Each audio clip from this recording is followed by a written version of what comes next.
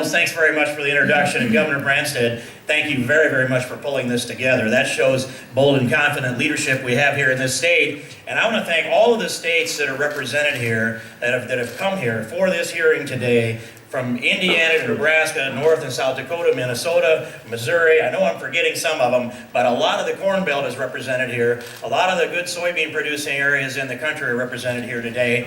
And I think the governor has articulated how much we are at ground zero here. I want to give the Minnesotans a little credit because they actually got ahead of us with their legislation and put a little credit out there and started building small ethanol plants. That helped lay the foundation for an ethanol industry.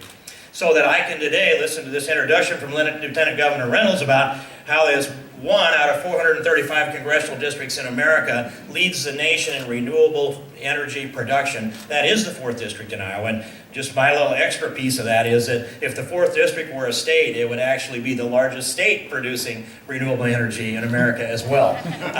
So it feels good to be here, but I'm very proud of what has been accomplished by a lot of you in this room and those thousands that Secretary Northey spoke of that aren't able to be here today. And I wanted to take you a little back through and touch some points in history on how we got here so that we have a perspective on what's happening at this moment with the EPA.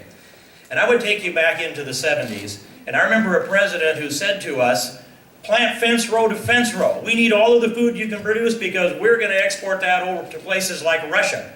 And what did our producers do? They even took out the fence rows and planted everything. Everything we could with good soil conservation practices, which I've done all my life, by the way. And then, once we had that export market opened up and we were producing for it, what happened? The Russians went into Afghanistan. You know, a lot of people forgot that that happened. We're there now, they were there then. Jimmy Carter said that we're not going to send our folks to the Olympics. Well, by the way, we're back to the Olympics in Russia again. This thing all ties together in a way. But then the message was, we're not going to trade any longer with Russia because they're in Afghanistan, that place that they shouldn't have gone, but we later did. And that grain embargo shut things down, and we were ramped up for production here. And we saw our market prices tumble downward. And I was at that point in life where I was highly leveraged, starting a business. I was in my 20s. And I looked around and I saw things go down. And you can't get out of a downward spiral. You can't fly out of it, you can't swim out of it, you can't hold your breath long enough to outlast it. It'll take you down and take you out unless you've got the capital. And I watched across the decade of the 80s as we had 35 or 3,600 banks in America shut down, including mine on April 26, 1985, 3 o'clock on a Friday afternoon. And if you've ever been through that, you know what that's like. And we should not believe that there are cycles here in this economy that just continue to grow, that are built on nothing. They've got to be built on real production. And all new wealth comes from the land. You can mine it out of the earth in the form of gold or maybe silver, or you can pump it out in the form of petroleum, yes you can. But the rest of it you're going to raise out of the soil. And the renewable energy comes out of the soil. And you can trace these dollars right back to this productive dirt that we have represented here. We can't allow this to happen again. We can't go through another set of the 80s. We can't be put into another downward spiral by a decision made at the top of the executive branch in the United States that takes all of the good wishes and all the goodwill, the fence row to fence row, that, by the way, in the 90s it is, now we're not going to be dependent upon that foreign oil that caused the gas lines in the 70s. We had all of our eggs in one basket. And we decided we're going to have our eggs in different baskets. And they said to our producers, can you do something? We're going to give you a credit and we're going to give you an incentive to go out here and build an industry.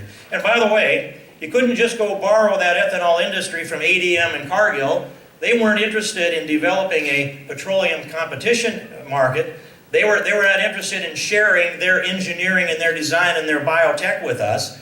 And so you had guys that grew up on the farm in places like Minnesota and Iowa, that got out their welder and their torch and their chemistry books and decided, okay, we'll build it. And they did. And ethanol plants popped up across this countryside, and you could not have found a way to sell a gallon of ethanol through the pump unless you can crack into market access. The petroleum industry didn't want to have a competition within their 100% de facto petroleum mandate that they had going into liquid burning fuels on the roads in America. So they wanted to lock ethanol out. It took government to uncrack that market, government to let us get into that marketplace, and those decisions were made by the voice of the people, reflected through the United States Congress and through the state legislatures. And you look across, now we have an industry that's built that has produced 24% of the domestically produced gallons that go into gas-burning cars in America, out of mostly corn-based ethanol. And now, so our farmers did, when they were asked, go fence row to fence row, they took the direction from the federal government, and the federal government jerked the rug out from underneath them. And then our producers said, okay, we're going to listen to you again, take your word for it, we'll build a renewable fuels industry so all your eggs aren't in that one basket again, and we're not 100% petroleum again, and we'll have this diversification and we'll compete. BTU to BTU. And by the way, last year, most of the time, the cheapest BTU on the market was corn-based ethanol. They've done their job, and now we have an EPA that's got a hold of that rug ready and actually, in a way, has jerked it out from underneath our people again. And I will tell you, it is frustrating to watch those messages. Millions of dollars, hundreds of millions of dollars of capital put at risk. And as Secretary Northey said, that shifts under our feet when the federal government makes a decision.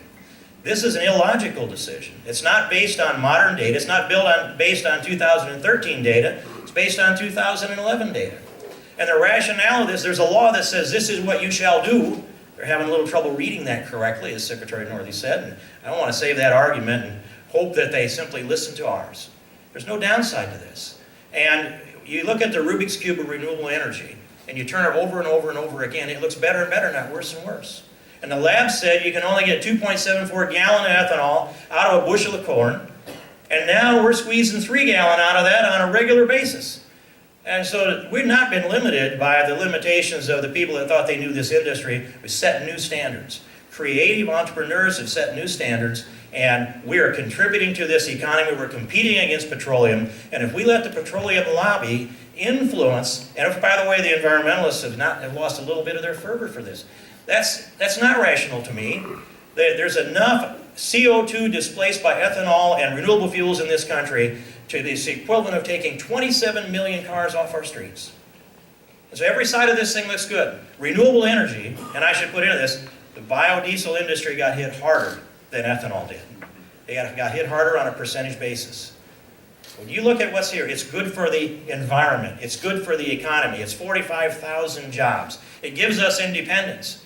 And when you have an administration that can't make a decision on a Keystone XL pipeline, but can make a decision on this, to back an industry up and freeze it in place and weaken it so the petroleum industry can buy it out at a few cents on the dollar, there'll be support for it then if they own it.